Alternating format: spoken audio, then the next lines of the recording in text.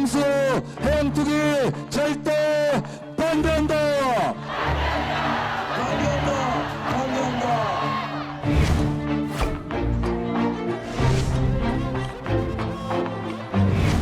스스로의 생명과 안전을 지키는 것은 바로 정부가 아니라 국민이 나설 때다. 동의하십니까, 여러분?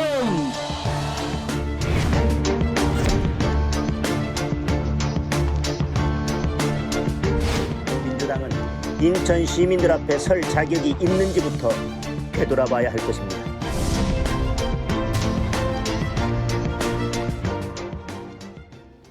네, 윤석열 대통령이 내일부터 4박 6일 일정으로 프랑스와 베트남 방문에 나서죠. 문화교류와 함께 현지 투자 등 경제협력, 세일즈 외교의 성과가 좀 주목이 되고 있습니다. 자, 이런 가운데 민주당 김은경 혁신위원장 임명에 이어서 혁신이 인선에 지금 속도를 내고 있는 모습인데 정치권 쟁점들 지금부터 전문가들과 함께 짚어보겠습니다. 네, 김근식 전 국민의힘 비전전략실장, 김병민 국민의힘 최고위원, 김현정 민주당 평택을 지역위원장, 박성민 전 민주당 최고위원 함께합니다. 안녕하세요. 네, 반갑습니다. 안녕하세요. 네, 주제 바로 보시겠습니다. 자, 먼저 윤 대통령 행보부터 살펴보죠. 특히 베트남 방문길에 윤석열 대통령 정부 출범 후 역대 최대 기업인들이 함께 간다고 합니다. 네. 먼저 어떤 이유에서 이렇게 많이 가고 또 효과는 어떨지도 먼저 분석을 해주시죠. 네, 이번에 이제 파리를 들려서 이제 베트남으로 방문을 하는데요. 예. 베트남에 지금 역대 규모의 최대 경제 사절단을 동행해서 가는 걸로 알려져 있습니다. 네. 우리나라 5대 기업 총수들도 다 가고요. 그래서 제가 볼 때는 이제 베트남에 가가지고 베트남이 최근에 동남아에서 신흥 경제 부상을 하고 있는 큰 나라거든요. 그렇죠. 네. 그래서 베트남과의 경제 교류 확대에 대한 것들도 관심을 보이고 예. 또 여기서 이제 여러 가지 경제 협력 사업들에 대한 성과도 내오겠습니다만 제가 볼 때는 베트남이 갖고 있는 특징이 또 있습니다. 네. 그러니까 사회주의 국가 아닙니까 아직까지는? 그렇죠. 예, 예. 그리고 이게 사회주의 국가입니다만 90년대 이후에 이른바 도이모이 정책이라고 그래서 베트남이 일찍이 개혁 개방을 실시해서 지금 미국과 수교를 하고 우리 한국과도 아주 활발한 교류 협력을 하고 있죠. 예. 네. 그래서 아마 베트남의 역대 최대 규모의 사절단을 이렇게 데리고 가서 베트남과 엄청난 경제적인 어떤 협력, 그다음에 성과 이런 것들을 보여준다는 것은 북한에 주는 그 메시지도 있다고 생각을 합니다. 예. 우리가 지금 북한하고는 지금 북한의 저 무도한 어떤 도발 행위 때문에 남북 관계가 중단돼 있습니다만 예. 북한이 지금이라도 언제라도 개혁 개방과 어떤 사회적인 어떤 국제적인 규범으로 들어온다고 한다면 네. 언제든지 우리가 경제적 협력, 경제적 교류 할 수 있다는 걸 보여주는 효과도 있을 것이고요. 예. 그리고 동남아 인도차이나 국가에서 베트남이 지금 신흥 그 강대국으로 떠오르고 있기 때문에 예. 아마 아세안과의 협력에서도 이 베트남과 우리 한국의 이 긴밀한 협력 관계는 굉장히 중요한 외교적 의미를 갖고 있는다고 생각합니다. 알겠습니다. 네, 정부는 엑스포 유치를 통해서 경제적 효과가 61조 원에 달할 것으로 보고 있는데요. 예. 사우디아라비아와 이탈리아, 우크라이나 등과 지금 경쟁을 하고 있습니다. 특히 사우디아라비아 지금 오일머니를 앞세우고 있거든요. 어떻게 좀 전망하세요? 애당초에는 대한민국이 다소 후발주자였고 말씀 주신 것처럼 미스터 에브리띵으로 불리는 빈살만이 있는 사우디가 네. 상당한 오일머니를 바탕으로 앞서가는 것 아니냐 이런 얘기들이 있었습니다. 예. 네, 네. 근데 최근에 있는 기류들이 좀 변하는 것 아니냐라는 메시지들이 나오는데요. 네네. 가장 대표적인 예가 지금 있는 이 비밀 투표 형식을 공개 투표로 바꾸자 이렇게 사우디가 주장을 했는데 예. 이를 받아들여지지가 않은 겁니다. 그러니까 막강한 오일머니를 바탕으로 영향력을 행사하겠다는 건데 최종적으로 그런 사우디의 주장들이 이 받아들여지지 않은 이면에는 예. 이만큼의 다급함이 사우디가 보여지고 있는 것 아니냐라고 하는 것들이 있고 네네. 최근 대한민국을 롤모델로 삼고 있다면서 우리 대한민국을 지지하겠다는 국가들이 하나둘씩 늘고 있다 이런 얘기들도 들려오고 있거든요. 네. 예. 이른바 기존에 있었던 전통적인 경쟁력뿐 아니라 대한민국의 K-팝 스타 등 이른바 문화, 소프트 파워를 바탕으로 더 많은 전 세계인들에게 경쟁력들을 확보할 수 있는 만큼 예. 싸이가 경쟁 PT 1번 주자로 나서게 되는 이유들까지 복합적으로 고려해 볼 때 예. 이번 프랑스에서 정말 전 세계에 이 엑스포를 유치할 수 있는 마음을 한번 한껏 훔쳐올 수 있는 그런 기회가 됐으면 좋겠습니다. 알겠습니다. 박성민 전 최고위원께서 보시기에는 뭐 윤 대통령 해외 나가서 성과가 좀 좋아서 지지율에도 영향을 좀 좋게 미쳤는데 이번 같은 경우에는 어떻게 좀 보고 어떻게 또 기대 같은 게 있으신지 좀 말씀해 주십시오. 일단 뭐 엑스포 유치 같은 경우에는 국민적으로 기대가 굉장히 높은 사안이기도 네네. 하고 예. 또 여러 가지 이제 해외 순방 자체가 원래 대통령에게는 굉장히 긍정적으로 작용할 수 있는 외교 그렇겠죠. 행보이기도 합니다. 예. 하지만 또 한편으로는 항상 외국에 나갈 때마다 무언가 의전 실수라던가 또는 뭐 그 회담이 제대로 성사되지 않는 문제라던가 여러 가지 방식으로 그동안 뭐 해프닝도 있었고 뭐 예. 비판할 만한 점들도 동시에 존재했었기 때문에 네. 국민들께서는 아마 좀 조마조마한 마음으로 지켜보시는 분들도 계실 거라고 생각을 하는데요. 예. 하지만 사실 부산 엑스포 유치 같은 경우에는 뭐 여야 상관없이 국민들도 간절히 염원하고 있는 부분이기 때문에 그렇죠. 총력을 다 해주시기를 부탁을 드리고 싶습니다. 알겠습니다. 자, 저희는 다음 주제로 넘어가 보도록 하겠습니다. 자, 1번 후쿠시마 오염 방류 문제와 관련해서 민주당이 어제 또다시 이제 거리로 나섰습니다. 이재명 대표는요, 정부의 오염수 대응을 비판을 했고 국민의힘, 민주당이 괴담 정치를 하고 있다 이렇게 맞받았습니다. 먼저 직접 들어보도록 하겠습니다. 처리수입니까? 오염수입니까? 핵폐수입니까, 여러분? 앞으로는 아예 핵폐수라고 불러야 되겠습니다. 대통령과 정부 여당이 왜 대체 반대한다는 말을 못하는 것입니까? 이들의 괴담 선동 목적은 국민 공포를 조성하고 정부를 괴담으로 흔들어서 자당이 처한 온갖 범죄 혐의로 쏠린 시선을 분산하겠다는 속셈뿐입니다. 자, 이제 어제 집회에서 이재명 대표가요, 폐핵수로 부르겠다, 핵폐수로 부르겠다 이렇게 말을 했습니다.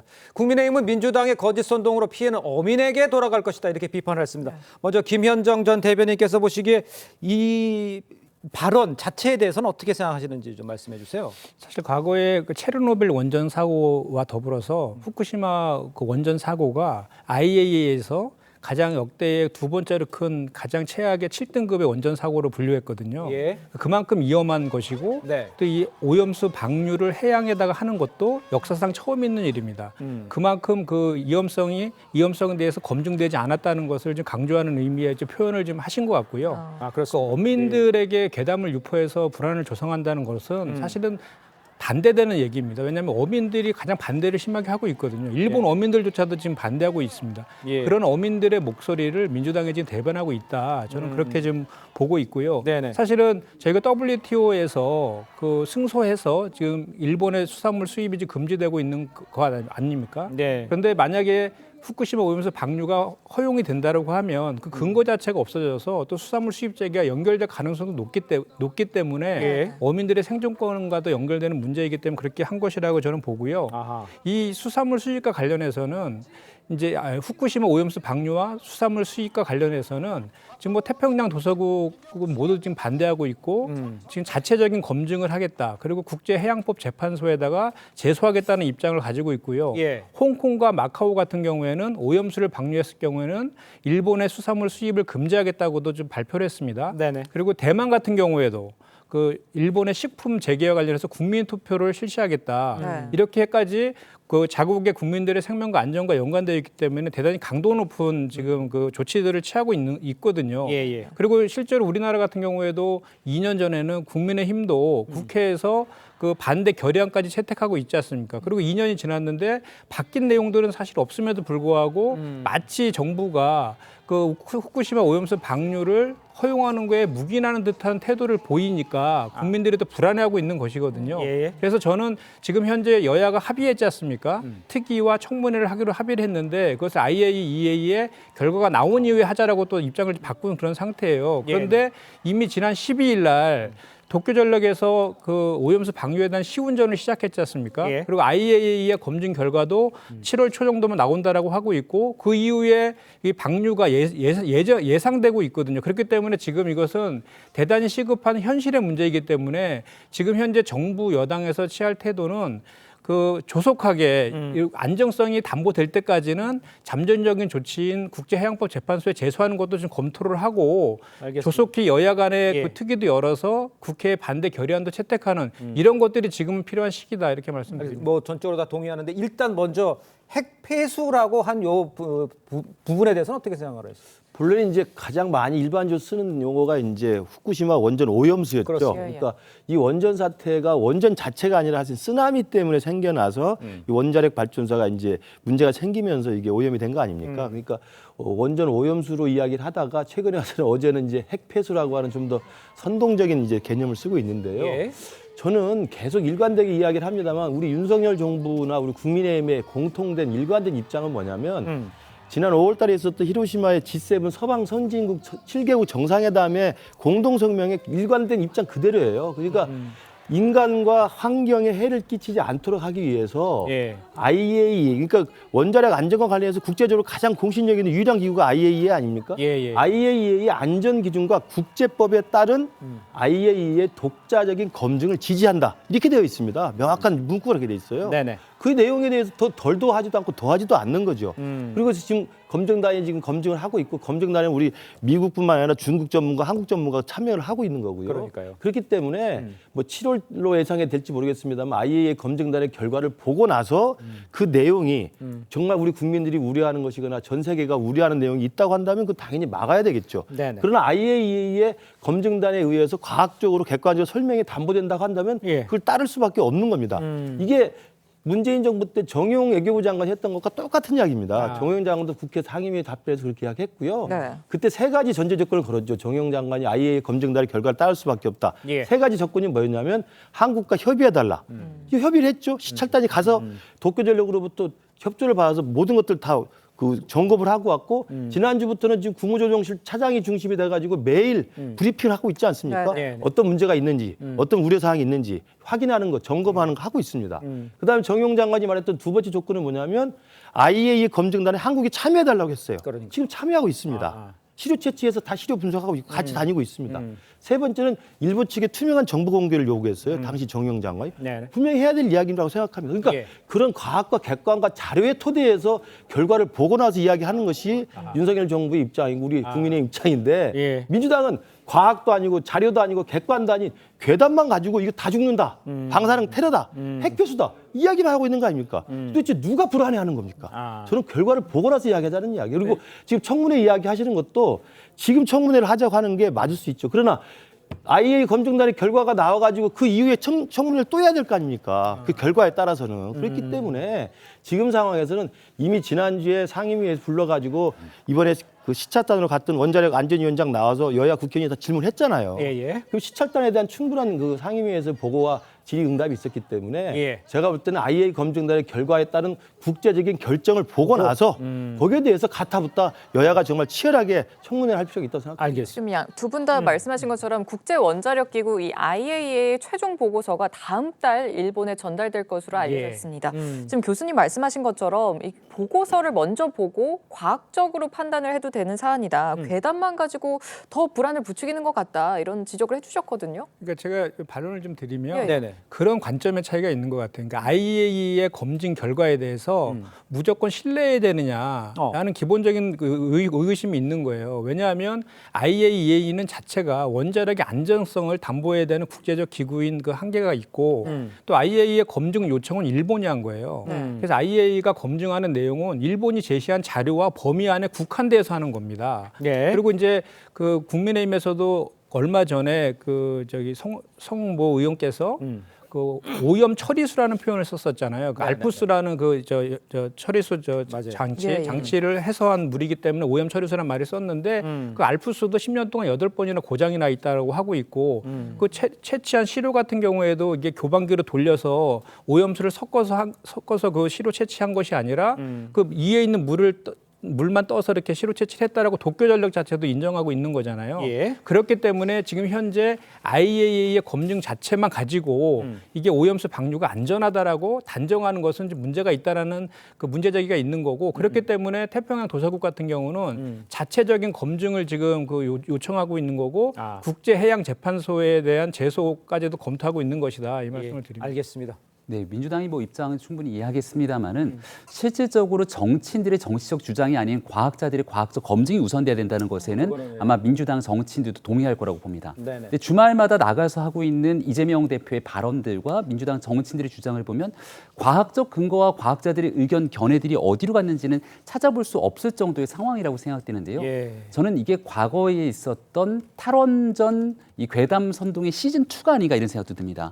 당시에도 이 문재인 정부 처음 시작했었을 당시 대통령 선거부터 한 영화 한 편을 이제 봤던 문재인 대통령의 이 소감 등이 나오기 시작하면서 여기에 대한 탈원전 정책이 무리하게 막 추진이 됩니다. 나중에는 정부 자체에서도 이 탈원전 정책에 대해서 제대로 된 정책이 아닌 것으로 평가했는지 지난 대통령 선거 때는 탈원전이 아닌 감원전이라고 하는 굉장히 좀 다소 어색한 표현들까지 등장했던 게 민주당의 모습이지 않습니까?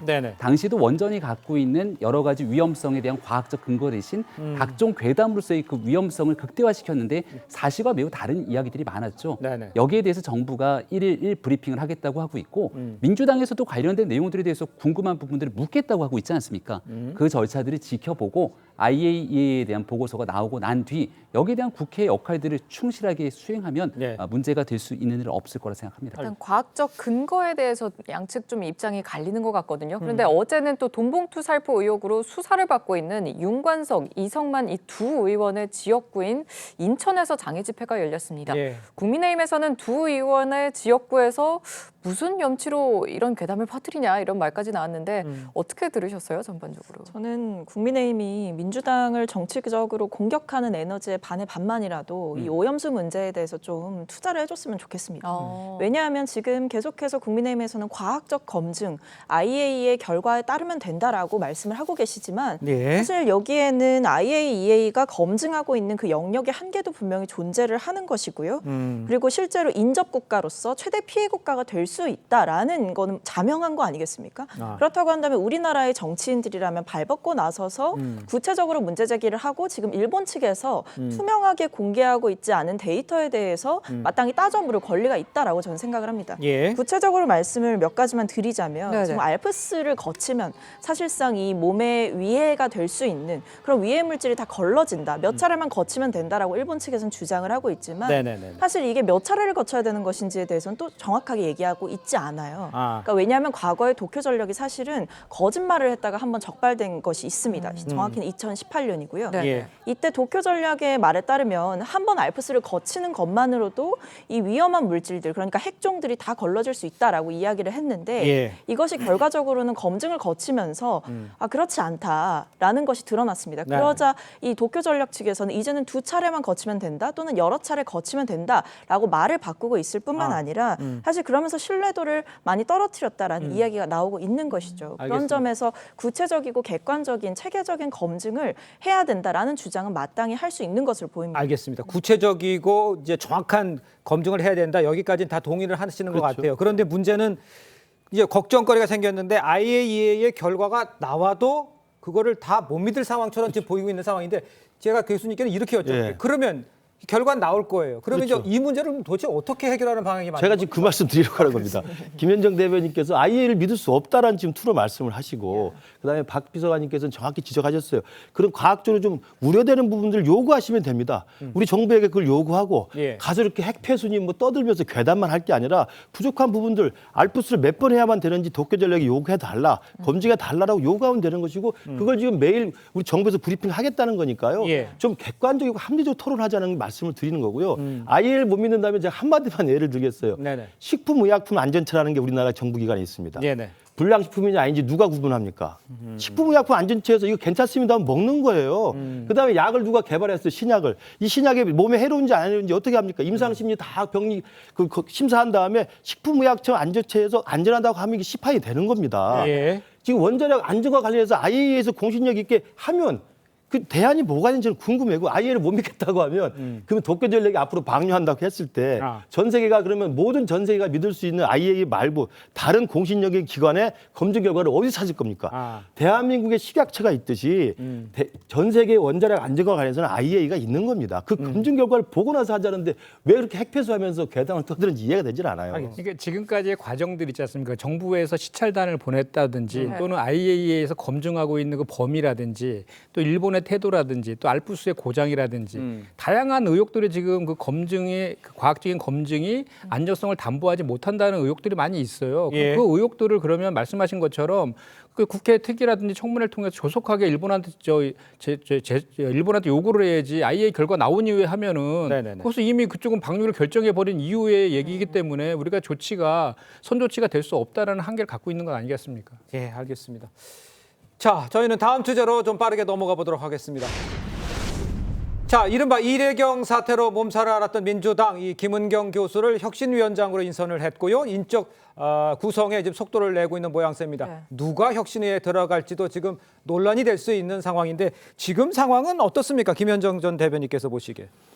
지금 일단은 뭐 그전에 이례경 첫 혁신위원장이 검증 소홀로 인해서 낙마한 이후에 네. 사실 그 이제 원 내외에 많은 추천을 받아가지고 외부적 인사 중에 좀 객관적이고 중립적인 인사 그러면서도 좀 우리 민주당의 정체성을 어느 정도 공유하는 그런 네. 혁신성을 갖고 있는 인사를 물색했었는데 결국은 이제 김은경 교수가 이렇게 낙점이 됐습니다. 네. 근데 김은경 교수님 같은 경우는 뭐 문재인 정부 때 이제 그 금감원의 부원장을 했었는데 거기가 이제 금융소비자 보호처장이에요. 그래서 없던 곳이 생긴 조직인데 사실 그 금융기관들을 많이 이제 감독하는 기구인데도 불구하고 소비자 보호가 미흡한 측면이 있어서 만들어진 조직을 그 담당했던 3년 동안 담당했던 분이시고 최초의 여성 그 임원이셨거든요. 네네. 그렇기 때문에 뭐 시민과 중산층을 대변하는 우리 민주당의 정체성과 어느 정도 일응 부합하는 측면도 사실 있다라고 보고 예. 지금 이제는 이제 혁신위를 구성하고 있는 과정인데 제가 확인한 바로는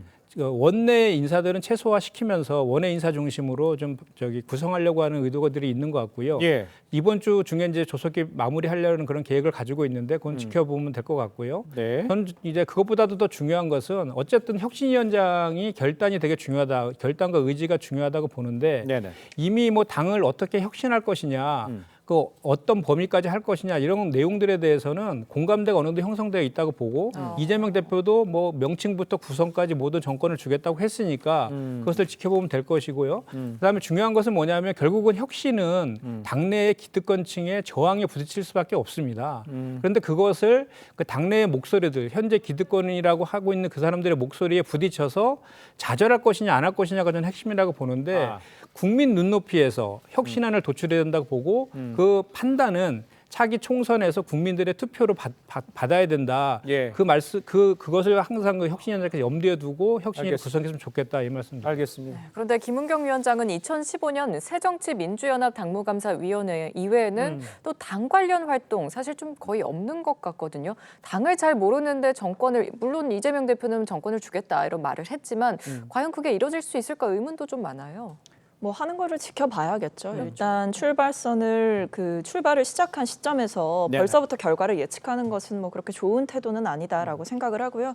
어쨌든 혁신위원을 이제 주말 중에 구성을 한다라고 들었고 그런 권한을 이재명 대표가 이제 김은경 위원장에게 많이 위임을 한다라고 들었습니다. 예. 그렇다고 한다면 결과적으로는 국민들께서 판단하시는 몫이 남은 거죠. 이제 출발은 했지만 그 종착지가 어디가 될지 이 과정 가운데 아마 지금 혁신위가 활동하는 그 기한 자체를 정해놓지는 않았다고 들었는데 예. 예상컨대 아마 9월 정기국회 전까지 마무리를 해서 8월 말에 이제 혁신안을 내놓고 마무리를 할 것으로 전망이 되고 있습니다. 네. 그렇다고 한다면 시간이 사실 짧다면 짧지만 꽤 긴 시간이 될 수도 있거든요. 이 시간을 어떻게 김은경 위원장이 민주당 안의 개혁 과제들 그리고 당을 혁신하기 위한 따끔한 지적들을 어떻게 내놓느냐에 대해서는 조금 더 지켜봐야 될 부분이 아닌가. 오히려 비정치권의 인물이기 때문에 할 수 있는 말들이 있을 것이다라는 시각도 분명히 존재합니다. 예. 그런데 전 또 놀랐던 부분이 김은경 위원장은 한 인터뷰에서 전당대회 돈봉투 사건과 관련해 검찰에 의해 만들어졌을 수도 있다. 이런 말을 그러니까요. 해서 논란을 낳았습니다. 이걸 두고 민주당 내에서도 한 중진 의원이 이 혁신 대상에게 면죄부를 주는 발언 아니냐 이런 좀 비판이 나왔거든요. 어떻게 들으셨어요? 이거? 굉장히 상징적인 사건 아니겠습니까? 네, 네. 민주당이 비판을 받고 있는 가장 중요한 이슈 중에 하나가 방탄정당 프레임인데요. 최근에 그 방탄정당 프레임이 더 공고화되게 됐던 게 윤관석, 이성만 의원에 대한 이 불체포 특권 문제 내려놓지 않았던 네. 일들. 예. 부결했던 일들에 대한 비판이 굉장히 거센데 여기에 대한 문제만큼은 이미 나와 있는 녹취록으로 인해서 많은 국민들이 민주당 내에 전당대회를 둘러싸고 굉장히 부도덕한 일들이 펼쳐졌구나라는 것들은 부인할 수 없는 사실일 겁니다. 근데 이 내용들을 검찰이 무언가 짜고 치는 것처럼 이야기를 갖고 그러한 인식을 가지고 있다면 네. 과연 민주당 내에서 제대로 된 혁신이 이루어지겠는가 생각할 수밖에 없고요. 예. 혁신과 개혁이라는 건 앞서 이제 기득권 말씀을 주셨는데 혁신과 개혁의 대상이 누구인지에 대한 것부터 출발이 될 거거든요. 아마 민주당 내에서도 그렇고 지금 혁신이 필요하다면 이재명 대표의 사법 리스크를 비롯한 현재 있는 많은 문제들 때문에 혁신과 개혁이 필요하다는 목소리가 클 텐데 이재명 대표와 현재 지도부를 제외하고 다른 대상을 혁신과 개혁의 대상으로 삼게 되는 순간 과연 그런 민주당의 혁신을 진정성이 있다고 국민들이 평가할지는 의구심이 듭니다. 알겠습니다. 지금 뭐 김병민 최고도 언급을 해주셨습니다만 김은경 위원장이 임명되자마자 이 친명계에서는 혹시 가이드라인을 제시해 주는 것이 아니냐 이런 지적도 나오고는 있습니다. 네. 어떤 발언 때문인지 좀 더 들어보시죠. 당내 민주주의, 당원과 소통이 잘 되는 민주정당, 당원이 주인인 정당을 만드는데 최선의 노력을 다해 주실 것을 부탁합니다. 가장 이제 민주당이 좀 부족하다고 여겨졌던 부분들, 또 다른 타 정당과 고민했을 때 여러 가지 뭐 지금도 나오는 기득권 타파라든지 당내 민주주의 강화라든지 대표성 확대 이런 부분들은 당연히 중요하다고 보고 있고요. 자, 김근식 교수가 보시기에는 지금 혁신위원장이 소위 말해서 이게 그립감을 갖고 이끌 수 있는 상황인지 진짜 말씀하신 대로 국민의힘에서 얘기했는데 쇼를 하고 있는 건지 어떻게 평가를 하십니까? 저는 이제 한마디로 김은경 교수를 선택한 걸 보고 이재명 대표께서 혁신위원장 그냥 얼굴마담으로 삼은 거다. 혁신의 의지가 없다고 저는 냉정하게 평가를 하고 싶습니다. 냉혹한 평가를 하고 싶은데 왜냐하면 두 분도 인정을 하셨습니다만 정치 경험이 전혀 없으신 분이에요. 그렇죠. 법학을 전공하셨고 경제 관련 금감원에서 부원장 하신 게 유일한 겁니다. 새정치국민이나 벌써 10년 전 일입니다. 10년도 더 된 정당에서 당무감사위원 외부 인사들 그냥 하는 거예요. 아무것도 아닙니다. 하는 일이 별로 없다는 말씀을 제가 정치적으로 민주당 내 전반적으로 복잡한 그 내용과 그 갈등과 그 분란의 씨부터 해서 배경까지를 알 수 있는 분이 아니라는 말씀을 드리고요. 근데 그런 생각이 들어요. 만약에 김영균 교수가 제가 뭐 폄훼하는 건 아닙니다만 김영균 교수에게 지금 정청래 최고라든지 장경태 최고가 미리 가이드라인 친 것처럼 대의원제를 더 폐지해야 된다. 당원의 중심인데 저 말이 정치적으로 어떤 함의인지를 전혀 모르실 거예요. 제 예측으로 따지면. 그런 분이 어떻게 혁신위원장 합니까? 그러니까 제 개인 생각에 전혀 모르실 게 맞습니다. 법대 교수 하시고 국민감독 부원장 하시면서 당무감사 이런 것이 전부인데 어떻게 저 복잡 단단한 민주당의 저 내용 사태를 해결하기 위해서 혁신위원장 역할을 하겠습니까? 그럼 어떻게 되느냐? 혁신위원회를 떠받들여주고 보조해주는 사무처든 어디든 그 실무자가 만든 내용을 가지고 그냥 읽는 겁니다. 그리고 이게 이재명 대표가 임명했고 또 최고위원들이 있으니까 그들이 하는 대로 할 거예요. 저는 100% 그렇게 갈 거라고 생각합니다. 당연히 비명계에서는 갈등이 나올 수밖에 없고요. 저분에게서 제가 혁신을 이야기한다는 것은 사실 혁신을 하지 않겠다는 이재명 대표의 정치적 속내를 정확히 드러내는 거라고 생각합니다. 지금 일부 좀 개인적인 의견을 주셨는데 혁신위가 총선 공천 문제까지 다룰 경우 친명계와 비명계의 계파 갈등이 좀 늘어날 것이다 이런 지적들도 나오거든요. 혁신위는 공천 문제에 어느 정도로 개입하는 게 좀 맞을지 어떻게 보세요? 저는 혁신위가 이제 뭐 특정 사람을 기준으로 해서 뭘 결정하는 기구는 아니고 제도를 이제 새로 혁신안을 만들어내는 과정이기 때문에 그리고 공천과 관련해서는 이미 공천 TF에서 과거의 시스템 공천안에 대해서 한 차례 해서 발표한 적이 있어요. 그래서 그거를 기본적으로 또 공천 시스템 같은 건 예측 가능성도 중요하기 때문에 가급적이면 공천 룰과 관련된 것들은 큰 틀에서 우리 국민 눈높이에서 약간 가감할 것이 있으면 하는 정도에서 멈추는 것이 좋다고 생각하고 전면적으로 공천룰을 결정하게 되면 또 엄청난 당내 이제 후폭풍이 있기 때문에 그것까지는 안 하는 게 좋겠다라는 그런 생각이고요. 그리고 이제 우리 김은경 혁신위원장이 정치 경험이 없다는 것이 단점으로 지적도 하시지만 그게 또 장점이 될 수도 있거든요. 2015년도에도 김상곤 그 혁신위원장도 사실은 교수님이었잖아요. 정치 경험이 없었고 그래서 아까도 제가 말씀드렸지만 오히려 그것이 국민 눈높이에서 판단하면 되거든요. 아까도 우리 김근식 교수님께서 그 지적한 것은 현실적인 이제 뭐 이렇게 그 업무 보조라든지 이런 것 차원에서 당에서의 그런 그 현실적인 한계를 지적하셨는데 그것도 분명한 사실입니다. 그런데 그것을 극복하느냐가 대단히 중요한 것이라고 보고 그래서 오히려 더 결정을 국민 눈높이에서 그 혁신안을 도출할 수 있는 그 오히려 기반이 있기 때문에 그렇게 해야 된다라는 말씀을 제가 아까도 드린 것입니다. 자, 이런 가운데 이제 민주당 내에서는요, 이재명 대표의 사퇴가 이 쇄신의 첫걸음이다. 이런 비명계의 지적도 나오고 있는 상황은 많습니다.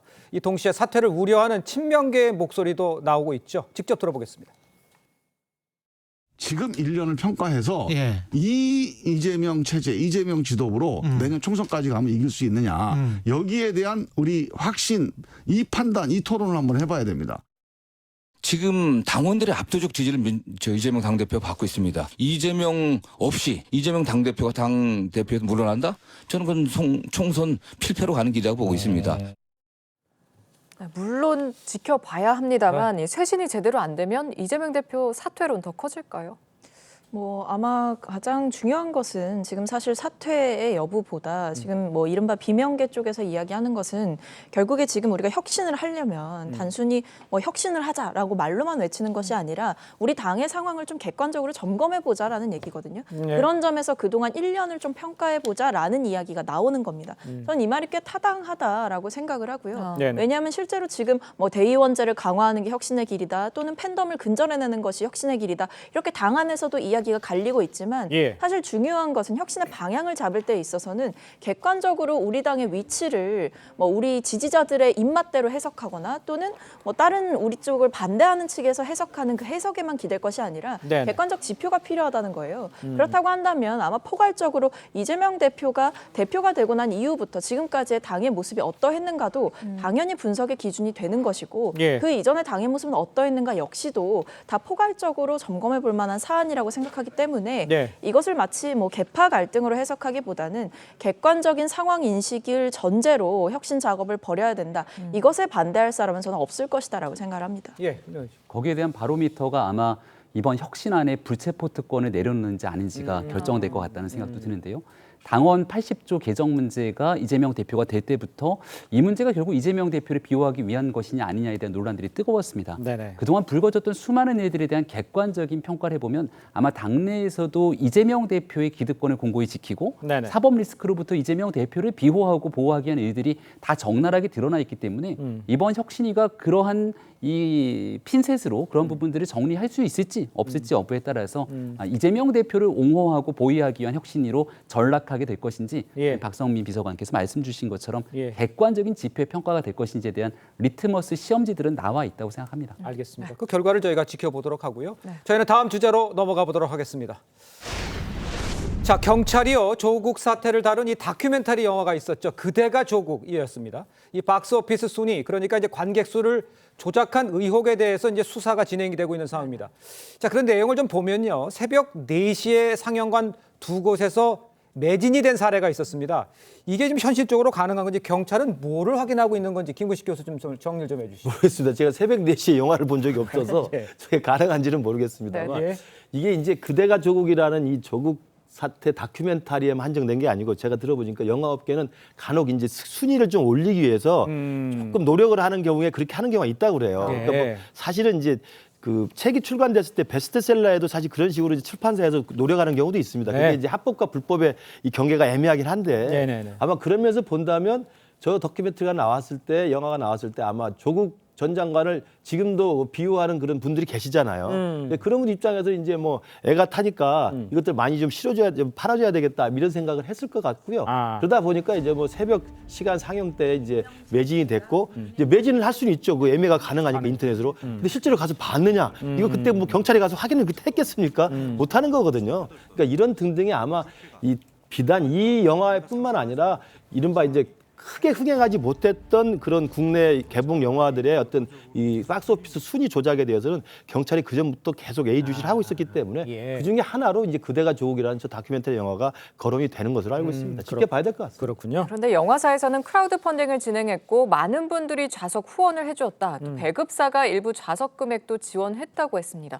이러면 문제가 없는 건가요? 그래도 문제가 더 큰 것 아닌가요? 게다가 조국 전 장관은 지금 최근에 들어서 내년도 총선에 나올 것으로 거의 기정사실화된 행동을 하고 있지 않습니까? 그러니까 조 전 장관의 정치적인 바탕을 깔아주기 위한 영화들이 만들어졌고 그 영화를 누군가가 펀딩을 통해서 또 여기에 대한 배급사의 기부행위들까지 이어졌다는 거잖아요. 그리고 이 정상적인 상황이 아니라 이 유령 상영이라고 지켜볼 수 있을 정도의 일들이 불법적인 상황으로 전개됐다면 수사가 필요한 정황이 있다고 생각합니다. 조 전 장관의 현재 이와 같은 같은 문제에 놓이기까지는 기존에 있었던 불법은 기본이고 보통 사람들이 하지 않는 일들을 조 전 장관 가족이 입시에서 너무나 자연스럽게 놓고 뭐가 문제냐는 방식으로 이어져 왔지 않습니까? 지금 이러한 영화가 만들어지고 상영되는 과정도 통상적인 정치인들의 행동에서는 매우 정상적인 범위를 넘어섰다고 보는데 조 전 장관은 마찬가지로 뭐가 문제냐라는 방식으로 나오지 않을까라는 생각을 합니다. 예, 지금 보면 이제 영화 업계에 저런 일이 있는 거는 맞는 거 있기는 하는 것 같아요. 그런데 지금 말씀하신 대로 조 전 장관이 또 이런 일과 또 연결돼 있지 않을까 하는 것이 좀 불편하게 보는 시각도 좀 있는 것 같아요. 박성민 전 비서관께서는 어떻게 보십니까? 근데 저는 이거는 영화업계의 특성이나 뭐 최근에 이제 여러 많은 대중들이 어떻게 이 영화를 보거나 뭐 특정인을 지지하거나 후원하는 성향을 어떻게 보여주느냐 그러니까 이런 현실을 안다면 저는 이것을 범죄 행위로 치부할 수는 절대 없을 거다라고 생각을 합니다. 예. 그러니까 이게 비단 조국 전 장관에만 국한되는 문제가 아니라요. 사실 문제라고 보기도 조금 어렵다고 생각하는 것이 뭐 아이돌도 있을 수 있고요. 또는 뭐 누군가가 정말 응원하고 싶은 사람이 생길 수도 있는 거 아니겠습니까? 그럴 때 내가 시간적으로 또는 물리적으로 그 장소에 그러니까 영화를 보거나 공연을 관람하러 가기 어려운 경우에 이 사람들이 어떻게 요즘 대중들이 어떻게 행동을 하냐면 이른바 영혼 보내기라는 것을 합니다. 그러니까 돈을 내고 티켓을 사서 힘은 실어주되 그 현장에는 가지 못한다. 하지만 아쉽지만 그래도 내가 이렇게라도 내 마음을 보낸다라는 식으로 하는 거를 영혼 보내기라고 하는데요. 이거는 젊은 층에서도 굉장히 많이 하는 것이고 이게 지금 여러 가지 영화가 뭐 수사선상에 올랐다고 하는데 저는 벌써부터 지금 뭐 조국 전 장관과 연관되었다는 이유만으로 뭐 이 그대가 조국이라는 것의 상영 흥행 자체가 마치 누군가에 의해서 표가 막 집단적으로 매수되고 이런 식으로 치부하는 것은 조금 과하지 않나라고 생각합니다.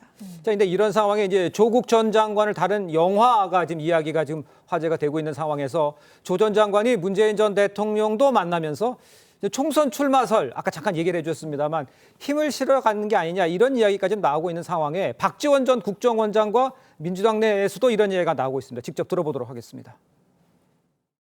저는 출마할 것 같아요. 그리고 그 워딩을 잘 보면은 민주당의 선택을 하지 않고 저는 신당 창당을 하지 않을까. 새 길을 간다고 했죠. 없는 길인데.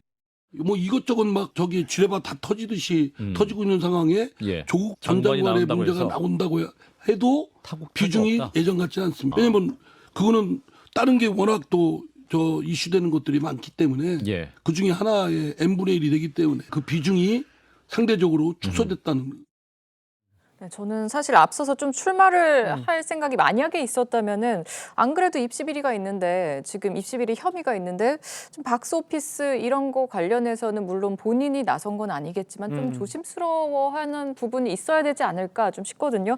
일단 지금 들은 대로 조국 전 장관 총선 출마설에 대해서 박지원 전 국가정보원장은 조 전 장관이 신당을 창당해서 광주에서 출마할 것이다 이런 말을 했거든요. 좀 어떻게 들으셨어요, 다? 근데 그 아까 그 이제 표를 사는 것 관련해서는 그 표를 이렇게 사지 않았는데 산 것처럼 한 거는 명백한 불법이지만 표를 샀는데 가서 보지 않은 것은 또 다른 별개의 문제다라는 말씀 먼저 드리고요.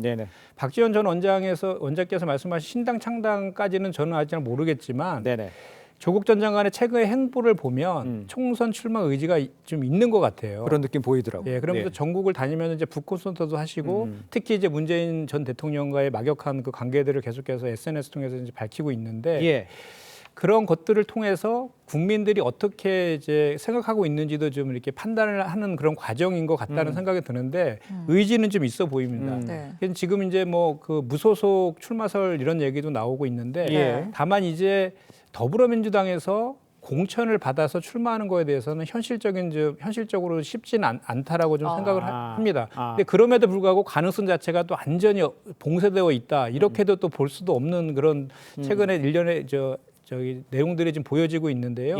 일단은 조국 전 장관 같은 경우는 1심에서 유죄 판결을 받아서 지금 항소심이잖아요. 그러니까 1심 판결이 좀 재판 중인 것이 아니라 1심에서 일단은 유죄를 받고 항소심이 지금 계류 중에 있기 때문에 현재 민주당의 당원 당규에 의하면 그거에 대해서 좀 그 그 공천 과정에서 문제될 소지가 대단히 많이 있고 그럼에도 불구하고 조국 전 장관 하면 이제 검찰 개혁, 사법 개혁에 대한 상징성이 있는 분이지 않습니까? 네. 예. 그래서 저는 조국 전 장관이 결국은 출마를 하느냐 못 하느냐의 여부는 윤석열 그 대통령의 지지율, 지지율에 따라서 좀 이렇게 가변적이지 않나 이런 생각을 좀 해보는데요. 왜냐하면 사실 윤석열 대통령 검찰 개혁을 강하게 추동하는 과정에서 윤석열 검찰이랑 부딪혔잖아요.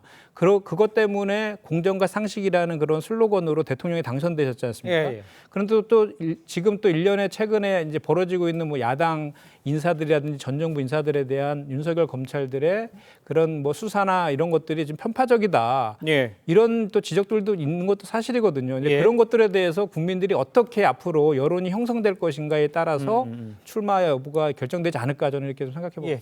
저는 조국 전 장관의 출마 여부는 그렇게 뭐 객관적으로 우리가 정말 심각하게 볼 필요가 없고 본질은 저는 뭐 조국 전 장관의 행보를 저는 항상 볼 때 본질이 뭐냐면 그냥 관심 끌기예요.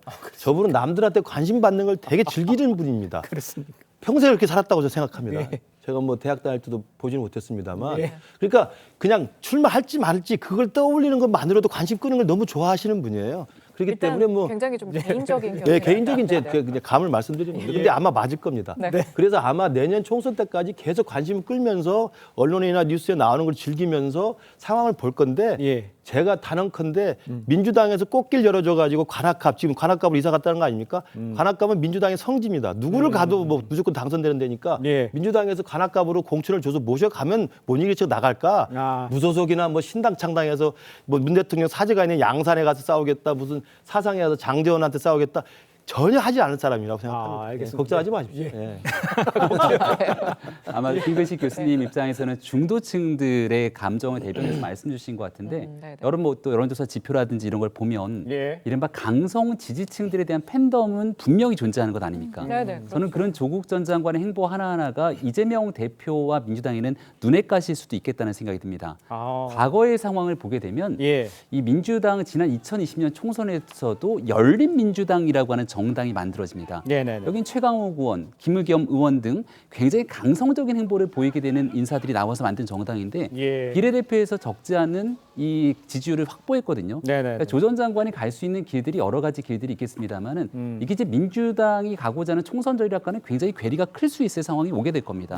결과적으로 앞서 설명 주셨을 때 윤석열 대통령의 지지율과 조 전 장관의 출마가 연동돼 있다고 말씀 주십니다만 결과적으로 윤 대통령의 지지율과 조 전 장관이 연동돼 있는 것이 아니라 이재명 대표의 민주당의 행보와 거기에 대해서 지지층들을 얼만큼 결합시킬 수 있는지에 대한 여부가 조 전 장관의 출마 여부와 같이 저는 맞물려 있다고 생각합니다. 자, 출마 여부, 주변 환경과 관계없이 그러면 박성민 전 비서관이 보시기에 출마하는 건 맞다고 보십니까? 민주당의 영향과 관련 없이. 맞다라는 게 출마를 출마하는 게 괜찮은지 이런 괜찮지 상황. 않다고 생각을 합니다. 실제로 지금 뭐 다시 과거로 돌아가고 있는 모습이에요. 뭐 지금 보수 진영에서는 갑자기 우병우 변호사가 총선 출마를 시사하는 듯한 인터뷰를 하고 있고 지금 우리 당은 아니지만 우리 당 관계자로 사실상 볼 수가 있는 조국 전 장관 같은 경우에는 길 없는 길을 가겠다고 하고 있고 지금 이런 상황들이 사실은 저는 국민들이 보시기에 그렇게 좋은 상황이 아닐 거다라고 생각을 합니다.